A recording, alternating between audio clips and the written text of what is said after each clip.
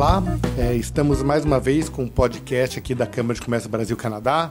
Meu nome é Paulo Perrotti, eu sou o presidente da Câmara de Comércio e hoje temos um assunto muito interessante aqui. Vamos falar sobre fintechs de crédito, que é a sua regulação e tendências do setor.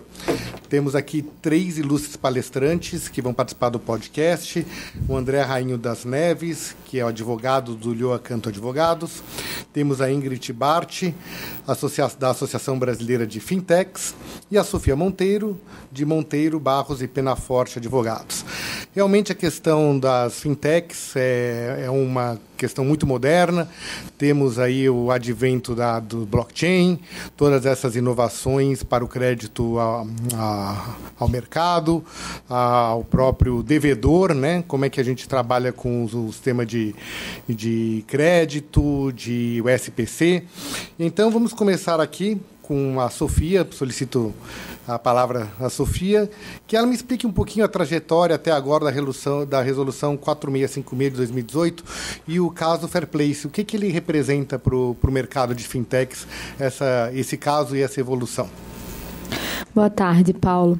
Então, o caso Fairplace, ele é eu diria um leading case, né, do setor, porque foi a partir dele que o setor viu a necessidade, né, de resolver essa zona cinzenta.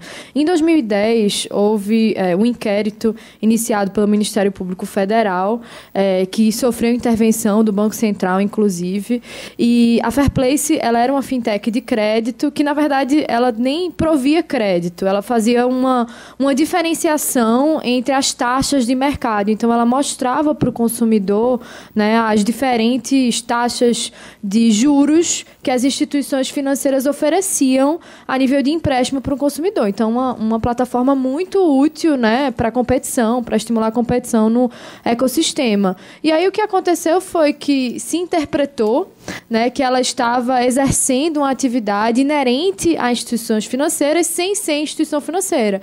E, na verdade, não tinha nada a ver, né? Era muito novo ainda isso no Brasil, em 2010, apesar de você já ter uma evolução do ecossistema muito maior na Inglaterra, nos Estados Unidos à época, e isso realmente marcou o setor de fintechs de crédito.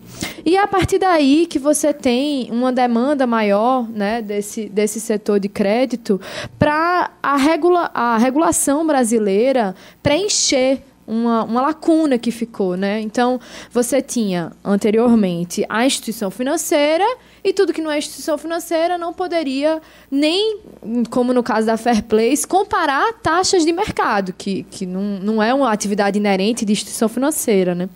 E aí, o que aconteceu? Até a resolução 4656, que meus colegas vão comentar um pouco mais a respeito, você tinha aí a necessidade dessas fintechs de fazerem o que a gente chama de operações ativas vinculadas, né? Que depois ainda estavam reguladas pela Resolução 2.921 de 2002. E essa operação ativa vinculada, ela exige que a fintech tenha uma instituição financeira dentro desse arranjo. Então, ela acaba encarecendo o valor do serviço final para o consumidor. E era isso que era feito até a Resolução 4656. Um caso muito caricato é o caso da Creditas, né? Que é uma fintech de crédito bastante conhecida, né, do Sérgio Fúrio, e essa fintech, ela utilizava, a estrutura dela através de um fundo de investimento em direitos creditórios, no qual ela nada mais é do que uma das cotistas junto com outra instituição financeira. Então, assim, você precisava ter a instituição financeira dentro da sua estrutura para que você pudesse oferecer crédito, e se encarecia o valor final da operação. E aí vem a Resolução 4656, né, que é realmente um marco, né, muito grande para o setor e que institui as chamadas sociedades diretas de crédito e as sociedades de crédito entre pessoas.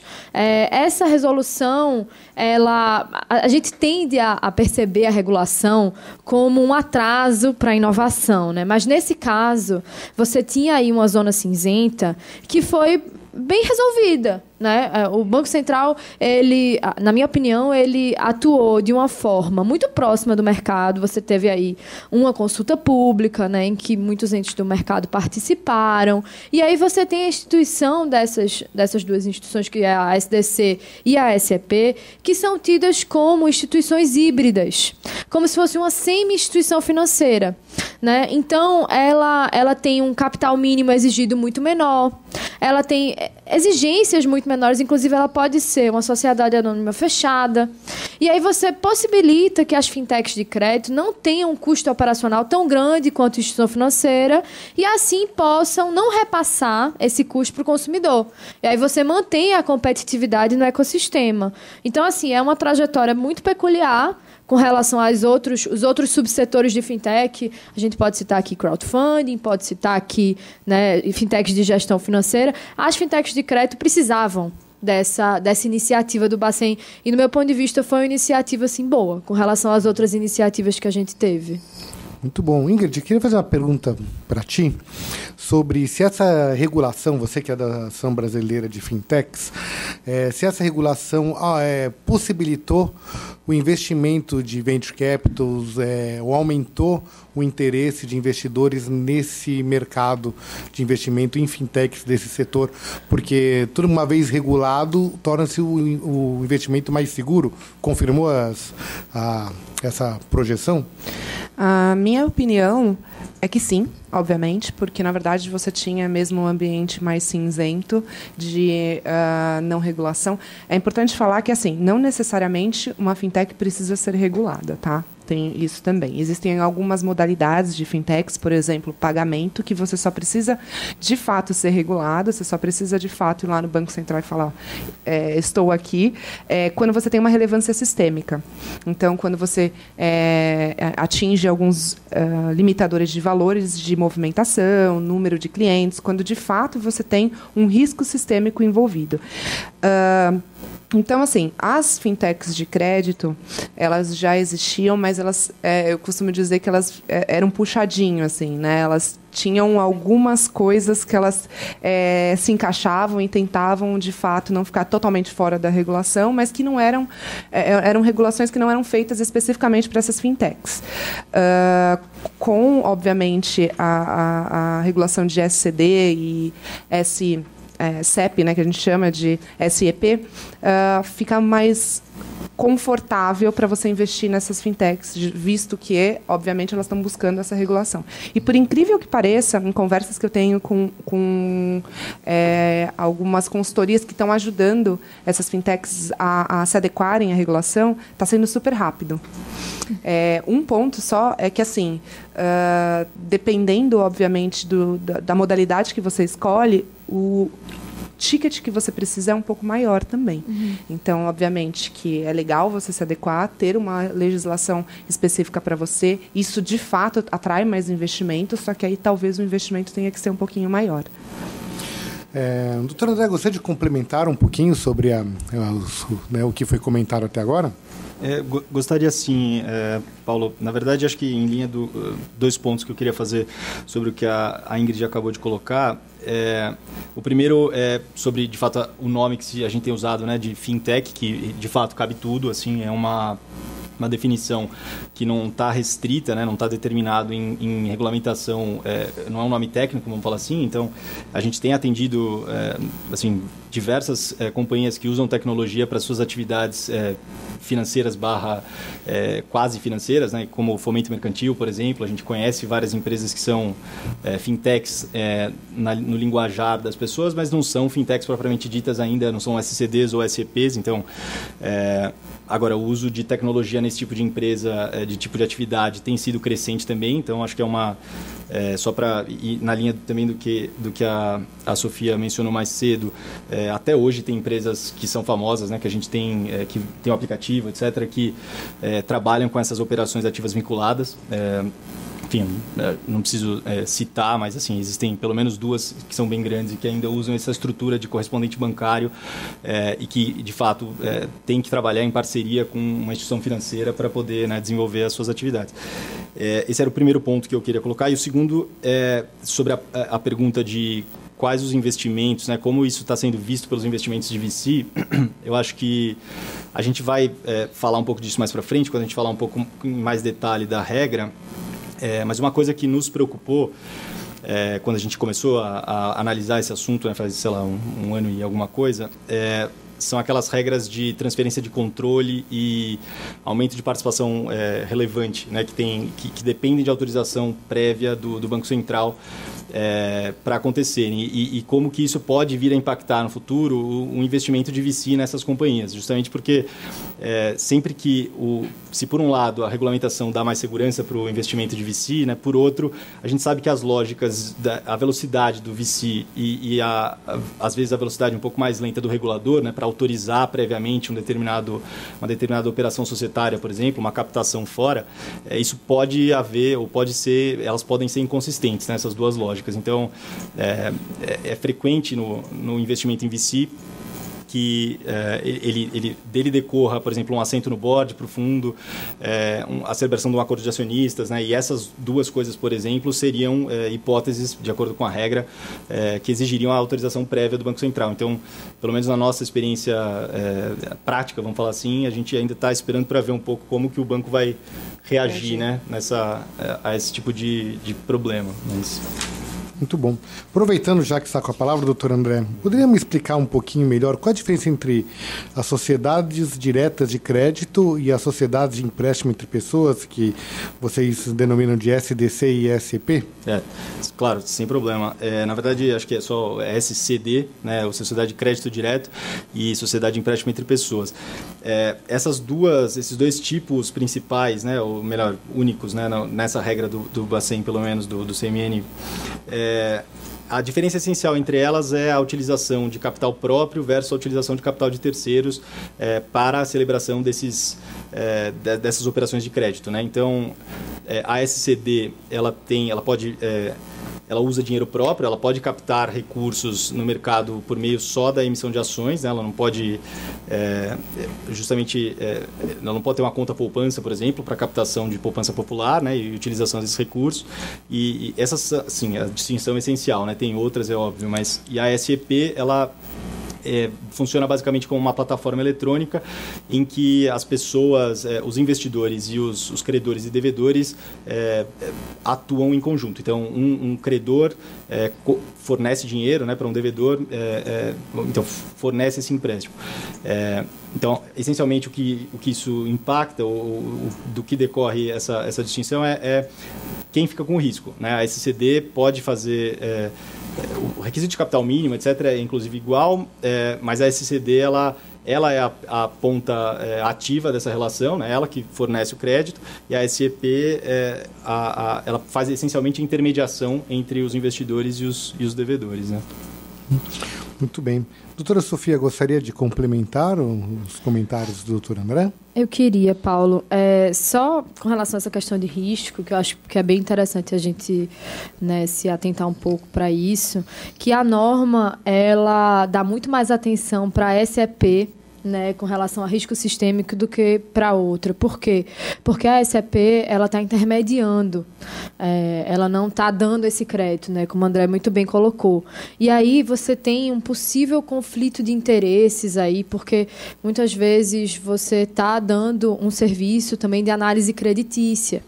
Então, assim, nos dois contextos, você tem aí um possível conflito de interesse, porque se você está fazendo análise de crédito, você pode estar estimulando uma fluidez de crédito para um ente que não necessariamente cabe aquele crédito, entendeu? Então, você tem uma preocupação do regulador com relação a risco sistêmico. Eu tenho um ponto de vista muito liberal, então, assim, para mim, eu acho que a norma fala muito de risco sistêmico, quando, na verdade, não é um risco sistêmico, é um risco creditício, né? Risco sistêmico, você precisa realmente ter uma instituição financeira que promova essa rede financeira, então que possa, né, transmitir no sistema financeiro esse risco. E eu não vejo, né, esse risco estando aí na atividade da SEP. O que você realmente pode ter, no meu ponto de vista, é um conflito de interesse e um risco creditício. Mas é interessante você ver essa distinção que a norma faz. A norma gasta muito mais tempo tratando da SEP do que propriamente da Sociedade de Crédito Direto. Ingrid, qual a sua opinião a esse respeito? Que, pelo que eu vi, é bem polêmico. Não, eu concordo com esse ponto de vista. É só você observar, por exemplo, o movimento das aprovações que estão acontecendo. Então, a gente tem muito mais SDC aprovada do que SPE. A gente tem uma única, até agora, SPE aprovada, que demorou bastante tempo até, de fato, você chegar numa conclusão final que fosse benéfica para todas as partes envolvidas. Então, faz muito sentido, levando em consideração o que a Sofia falou, esse viés. Obviamente, quando você está utilizando recursos próprios, eu vou colocar recursos próprios, mas pode ser de um fundo ou de terceiros, mas que é realmente integralizado, é muito mais fácil você tomar esse risco. Quando você está sendo uma plataforma de intermediação entre pessoas, e é basicamente esse o nome da nova instituição, né? Entre pessoas, você tem que fazer, obviamente, ser um blind ali, né? Você tem que ser a figura que vai assumir os dois lados e tentar fazer, obviamente, a mediação da melhor forma possível. Então, acho que até por isso que está demorando mais e está um pouco mais polêmica essa questão da SPE. SEP, desculpa. Doutor André, por favor, fique à vontade para mais comentários a respeito. Eu ia, na verdade, comentar só que eu concordo com tudo que a gente, na verdade, falou, a Sofia e a Ingrid falaram. Acho que o risco sistêmico que é tão assim abordado, né, tão preocupante na norma, ele é mais direto, ele é mais imediato na SEP, né, e mais indireto na sociedade de crédito direto.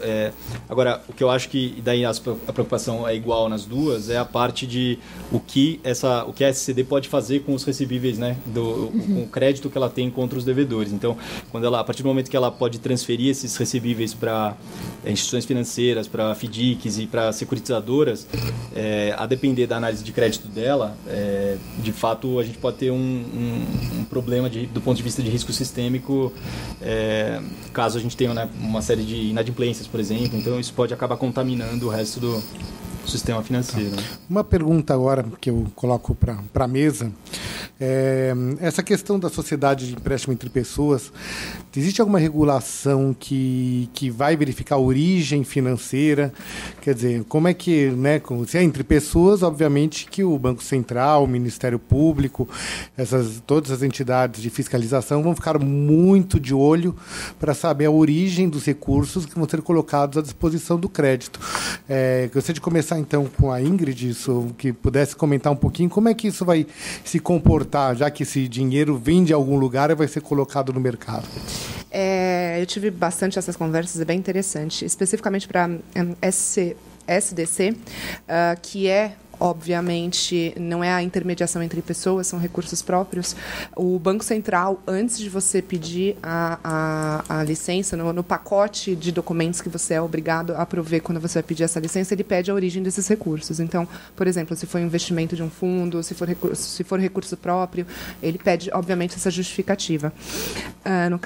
No caso da sociedade de crédito entre pessoas,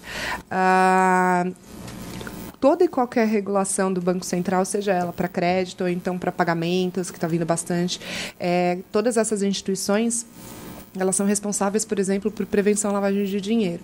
Então, obviamente que não está explícito na norma específica, mas você como sociedade...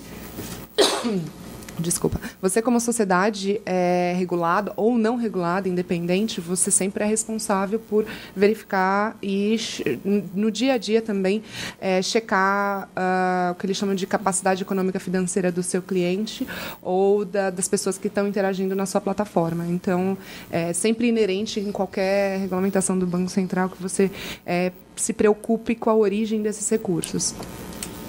E qual seria a penalidade para uma entidade dessas, uma sociedade dessas, no caso de...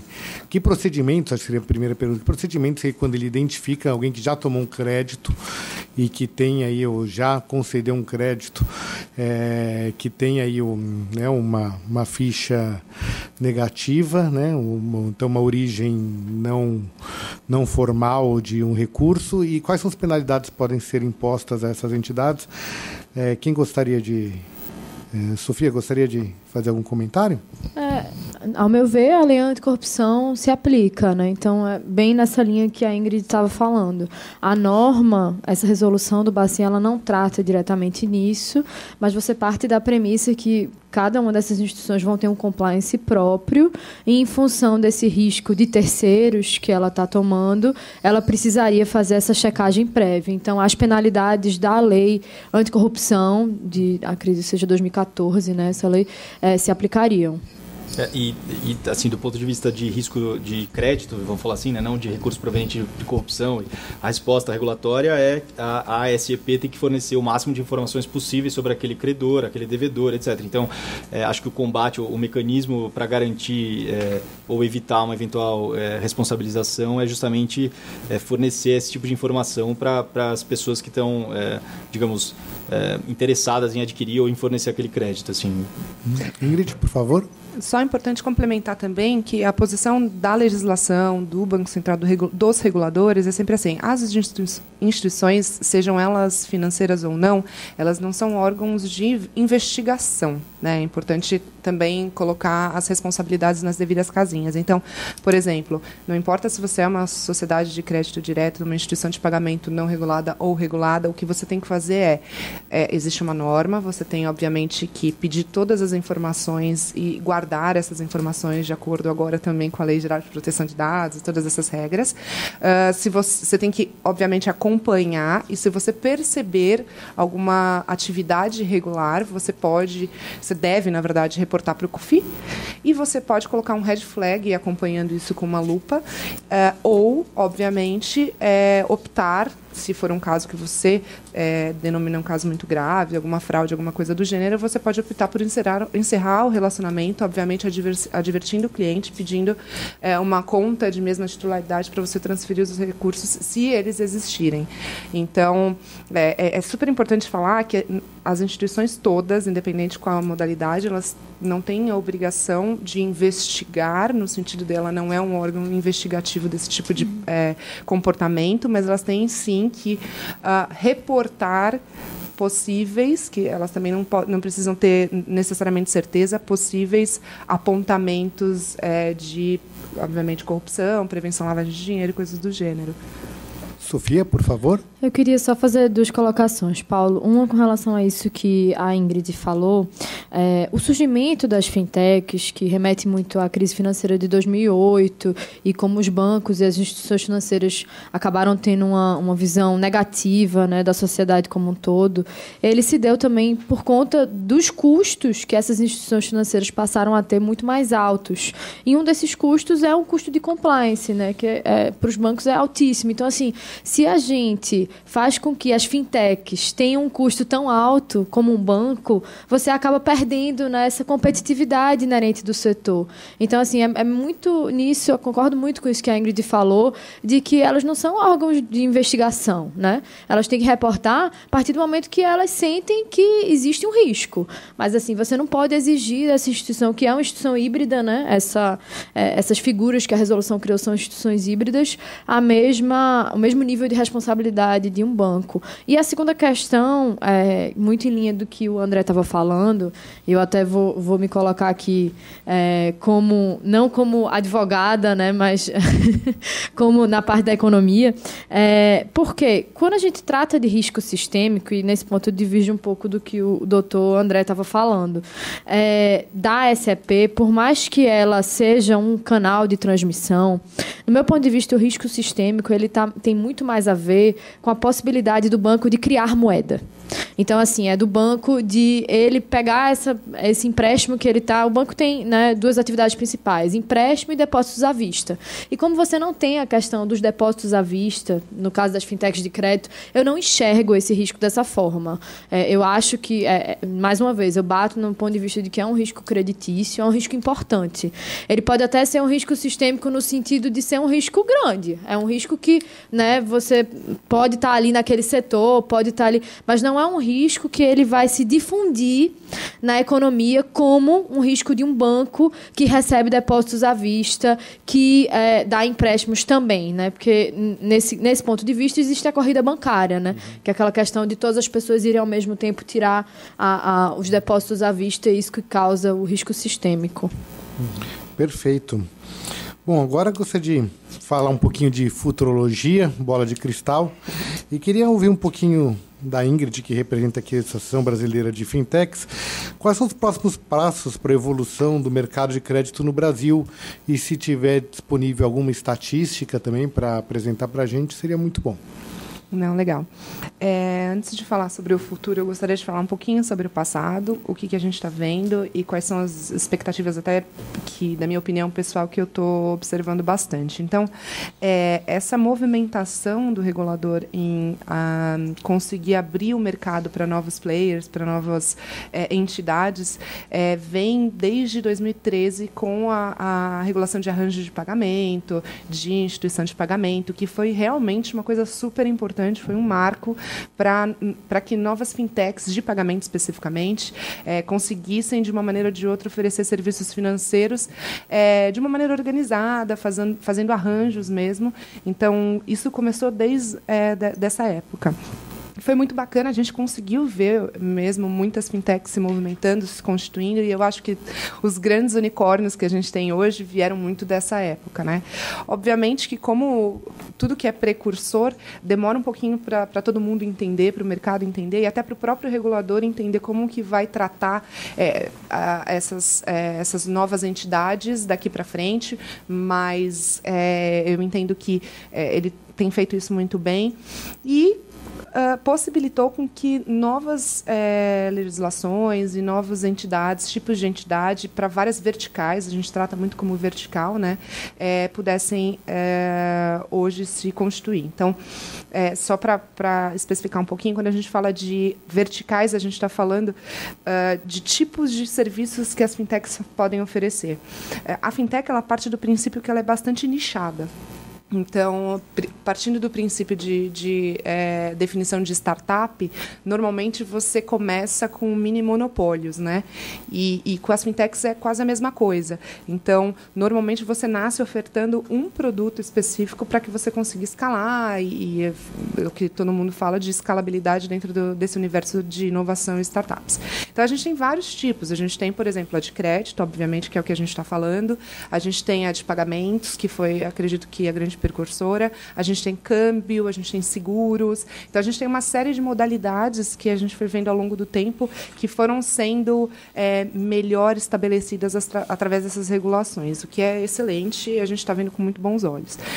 Especificamente agora, nesse momento, como eu estava comentando um pouco com vocês, a associação estava em Brasília há 2 semanas atrás, no dia 15 de maio, com o presidente do Banco Central, o senhor Roberto Campos Neto, e ele foi, assim, pela primeira vez na minha vida, eu vi o presidente do Banco Central sendo muito aberto com as fintechs, realmente querendo chamar novos players para o mercado, para proporcionar não só inovação, mas ele falou expressamente com relação à experiência do usuário, que é uma coisa nova, se você for para analisar, é um termo muito novo, que as próprias fintechs e as startups vêm trazendo como muito forte, e a competição. Então, isso dentro do panorama de Open Banking também, tá? Então, o Open Banking ele vem com já esse viés de proporcionar realmente uma melhor experiência, uma melhor concorrência, e sempre com um foco no usuário. Então, na verdade, a gente quer que o mercado se amplie, que a concentração bancária ela diminua e que você consiga ofertar um produto melhor, mais barato e que atenda melhor também todos os clientes. É importante falar também que as fintechs elas são bastante nichadas, né? E elas são nichadas também com relação ao público que elas querem atingir, que é uma coisa também muito interessante, porque hoje, só para vocês terem um paralelo, a gente estima que a gente tem quase metade da população brasileira desbancarizada. Se eu tenho quase metade da população brasileira desbancarizada, eu tenho também bastante gente sem acesso a crédito. A gente estima que está por volta de 70%, 80% de pessoas sem acesso a financiamento, sem acesso, obviamente, a crédito, porque muitas vezes elas não têm nem o histórico financeiro para você conseguir fazer uma melhor análise. Então, pensando agora com relação ao Open Banking, se você consegue facilitar o acesso ao sistema financeiro, você consegue facilitar o acesso aos dados, você consegue facilitar, obviamente, a criação desses históricos financeiros para toda essa população. Você consegue trazer players que vão conseguir analisar também todos esses dados e fornecer um que a gente chama score de crédito mais justo. Então, só para também trazer um pouco mais de cor, a gente estima que em algumas instituições financeiras a gente tem uma média de 5 a 10 tipos de score de crédito, tá? Não foge muito disso. Já conversei com fintechs que elas tinham 35 níveis de score de crédito. Por quê? Porque pelo fato dela ter uma base tecnológica muito forte, permite que ela consiga fazer essa quebra muito melhor. E quando você tem uma quebra melhor, você tem um preço mais justo, né? Uma taxa de juros mais justa para quem merece. Então, tudo isso eu vejo de maneira muito positiva, principalmente com o Open Banking. Aí a gente pode depois conversar um pouco mais sobre a figura do Open Banking, que seria o Open Banking, mas a gente está basicamente falando também, né, de dados, então de você constituir base de dados que você consiga compartilhar e criar a sua solução de maneira melhor, mais barata e levando em consideração o usuário. Então, estamos todos muito animados, principalmente as fintechs de crédito, mas todas as fintechs de uma maneira geral, com essa agenda do Banco Central muito positiva de Open Banking, que leva em consideração, e isso foi dito expressamente na reunião lá em Brasília, que é para permitir que as fintechs também façam parte desse mercado de maneira mais igualitária. Muito bom. Doutor André, gostaria de fazer um comentário? Na verdade, só fazendo, acho que eco ao que a Ingrid acabou de mencionar, assim, o que a gente tem visto no escritório, inclusive nos nossos clientes, assim, acho que tem duas trends, assim, além do ponto de bancarização, né, das pessoas, da população que ainda não tem acesso ao sistema financeiro. A gente sabe que uma das deficiências, talvez das mais importantes da economia brasileira, é a deficiência de crédito para pequena e média empresa também. Então, talvez a Ingrid tenha inclusive mais dados do que eu, mas me parece que boa parte das fintechs, né, de crédito que estão surgindo e que estão se desenvolvendo de uma forma muito rápida, elas têm esse público como foco, né? Então, enfim, os esforços regulatórios e de política econômica para poder fornecer ou permitir o acesso dessas empresas a mercado financeiro e a mercado de capitais a gente já conhece, mas talvez Bovespa Mais, por exemplo, né, e outras iniciativas que a Bolsa já teve e a CVM também já teve, mas talvez essa seja um impulso, esse seja um impulso que faltava para que essas empresas realmente consigam um custo de crédito mais baixo, né, considerando a concentração bancária que marca o Brasil. Então, essa é uma das perspectivas, eu acho, que a gente tem visto bastante, então, na indústria assim, mais de middle market.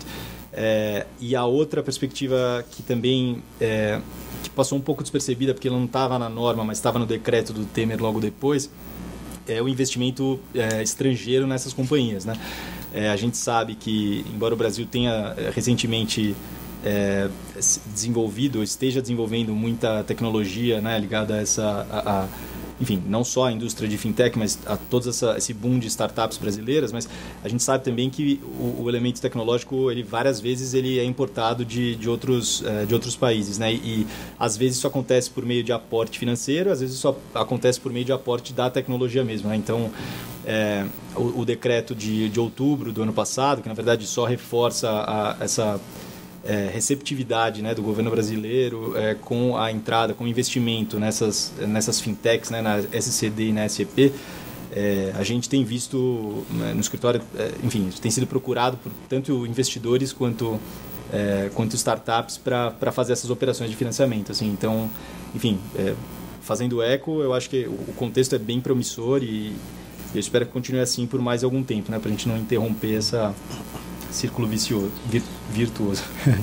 Sofia, gostaria de comentar alguma coisa sobre o assunto? Duas colocações, Paulo, de novo. A primeira, com relação a isso que a André acabou de falar, sobre a questão do crédito para a pessoa jurídica, né?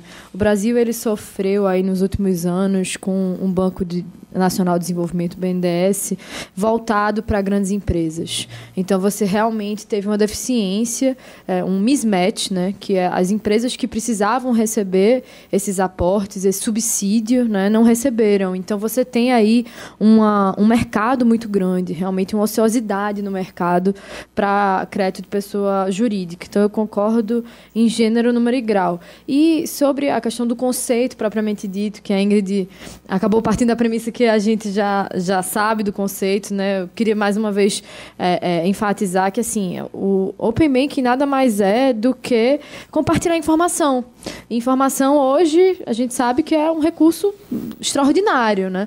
E você não tem aí alcance de onde você pode chegar com informação.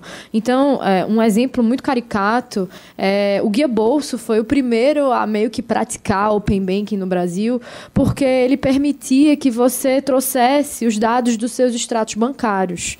E teve até uma ação do Bradesco contra o Guia Bolso, que foi, assim, para mim, a coisa mais absurda do mundo, porque o Guia Bolso, ele prescindia da autorização do usuário, né, na hora de ele autorizar o acesso do Guia Bolso aos dados do extrato, para que ele pudesse ler aqueles dados. Então, o próprio usuário permitia o acesso. E aí o Bradesco entrou com ação contra o Guia Bolso, questionando essa questão do acesso. Ele não queria dar acesso aos extratos bancários do usuário. A informação era do usuário. Então, assim, mais uma vez, o Open Banking ele vem para beneficiar o consumidor. Porque aí você vai ter um juros mais barato, você vai ter um serviço muito melhor, né, do que o serviço que a gente tem hoje de bancos tradicionais e muito mais eficiente. Então, é um ganho de produtividade incalculável para o Brasil. Mais ou menos isso que eu queria colocar. Muito bom. Quer dizer, tendo em vista essa posição, temos que as fintechs de crédito vão ser realmente um alavancador aí da economia brasileira. Estamos muito otimistas a esse respeito. Em nome da Câmara de Comércio Brasil-Canadá, realmente entendo que é algo significativo e estamos no caminho certo. Vejo aí um norte positivo de que o custo do crédito deve cair em virtude dessas instituições e, com isso, reaquecer a economia, que é o que a gente precisa para sair desse impasse econômico que nós vivemos e realmente chegar em pontos favoráveis para termos competitividade mundial. Então, estamos chegando aqui ao nosso encerramento. Gostaria de cada um de vocês concluísse o assunto. E então eu abro a palavra sempre com uma mulher e termino depois com outra. Então, Ingrid, por favor, fique à vontade de fazer suas alegações finais, como todo bom advogado gosta de falar, e se despedir da gente sempre com um ponto de vista simpático e otimista. Eu não sei se eu estou otimista demais ou se eu sou otimista demais, mas realmente eu fiquei muito feliz de ter observado assim, pessoalmente a postura do Banco Central com relação não só ao Open Banking, mas com relação a essa questão de concorrência, de permitir que novos players entrassem no mercado, sendo uma fintech ou sendo uma instituição financeira muito menor. Enfim, é muito bom ver e fazer parte dessa construção. Obviamente que tem muito trabalho a ser feito e a gente precisa também contar muito com o apoio popular. Então, é super complicado, agora colocando um pouco o ponto de vista da associação, é muito complicado para a gente, porque muita gente já usa fintech e muita gente não sabe o que é uma fintech, porque é um termo que a gente acabou importando, que é comumente usado mundialmente, mas aqui somos pessoas simples, que muitas vezes não entendem esses novos termos, então é importante também a gente começar a bater sempre na mesma tecla, explicar o que é uma fintech, e quais são os benefícios das fintechs, primeiro, para garantir que essas pessoas se sintam seguras para utilizar. Segundo, para que elas entendam que muitas vezes elas já estão utilizando a maquininha, ou um cartão, ou uma conta digital também pode ser uma fintech. E terceiro, para que quando a gente for, obviamente, ajudar na construção, e a gente tem esse papel mesmo de estar lá representando o setor, mas representando também toda a população que usa, gosta e está sendo beneficiada, para que a gente tenha, de fato, esse apoio. Então, meu recado final é só para a gente conseguir ampliar essas discussões, ampliar esses conceitos para que mais pessoas se beneficiem e ajudem a gente na hora de fato, construir alguma coisa que seja benéfica para todo mundo. Muito bom, muito obrigado. Doutor André, gostaria de concluir também com uma visão otimista a respeito do nosso mercado? Bom, já é um pouco enviesado, né? Mas... Ou realista, pelo menos? Não, mas eu acho que de tudo que a gente falou, e aí a perspectiva não só... enfim, de uma pessoa que claramente quer ver, né, assim, as coisas, enfim, a economia do Brasil funcionar, etc. Mas do ponto de vista de alguém que trabalha, de um advogado que trabalha com isso, que eu acho que é muito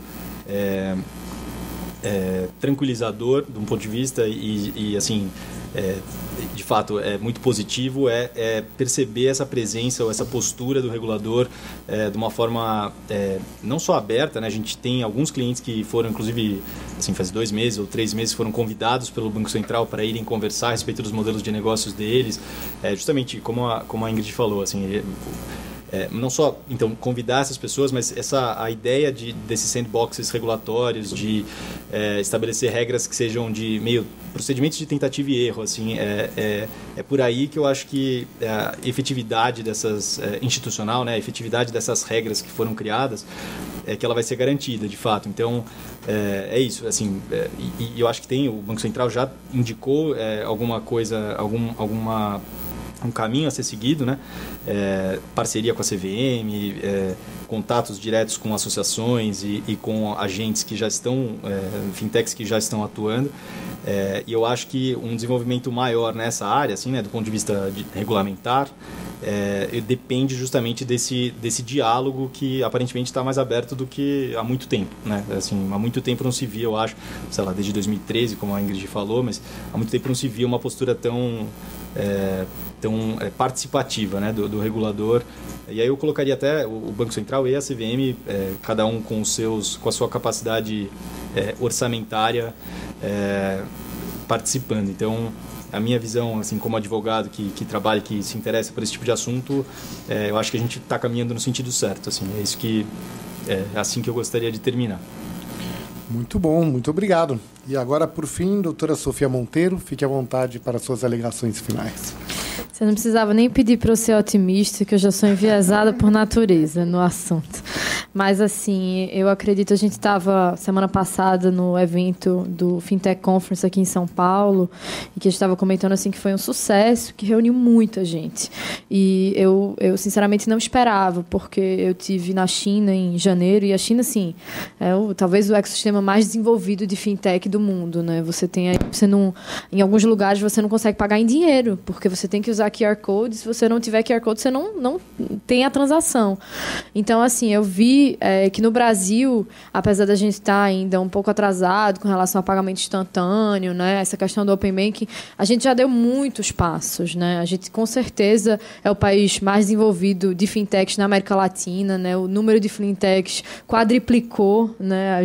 Agora a gente tem mais de 400 fintechs no Brasil, como a AB Fintech até divulgou recentemente. E isso é muito animador. Isso é muito animador, tanto do ponto de vista dos investidores, né, que procuram a gente para fazer esses aportes, quanto do ponto de vista do empresário, mas principalmente do ponto de vista do consumidor. Porque, assim, você tem hoje as inovações que a gente tem, né, não só financeiras, mas a gente tem aí as Lawtechs, a gente tem as Insurtechs, e é uma série de techs aí.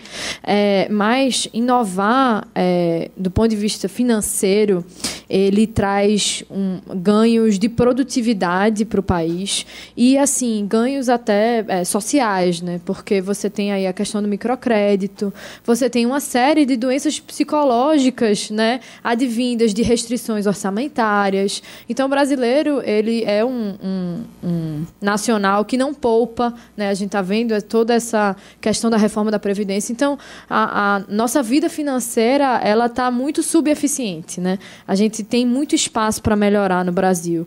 Então, as fintechs elas vêm exatamente para auxiliar o Banco Central nessa tarefa, né? E aí você tem a questão da agenda BC+, que, como a Ingrid estava comentando, é nada menos do que uma abertura do Banco Central e do próprio governo à inovação. Né? E você teve, só por último, para complementar, essa medida provisória 881, que ela traz claramente a disposição de que as agências reguladoras elas precisam levar em conta a inovação e o impacto econômico antes de regular. Né? Elas precisam fazer uma análise do impacto econômico da inovação antes de regular.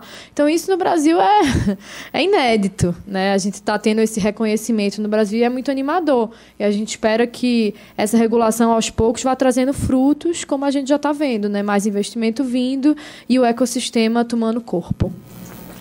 Muito obrigado, Sofia. Então, queria agradecer mais uma vez a ilustre presença desses 3 debatedores, que enriqueceram bastante o tema aqui das fintechs. Lembramos também que as fintechs têm uma grande força também no Canadá. O Canadá é um centro de conhecimento de fintechs e tecnologia. Também o berço do blockchain. Né? Para quem não conhece, existe o Blockchain Research Institute, que fica baseado em Toronto, e a Câmara de Comércio Brasil-Canadá assinou um acordo com o Blockchain Research Institute para ser um associado e para ser também da Associação Canadense e divulgar aqui todos os melhores conhecimentos sobre a tecnologia blockchain no Brasil, que inclui também as criptomoedas, tem toda essa capacidade de trabalhar com fintechs que essa tecnologia propicia. Então, muito obrigado a todos e fiquem atentos aí aos novos e próximos podcasts. Muito obrigado.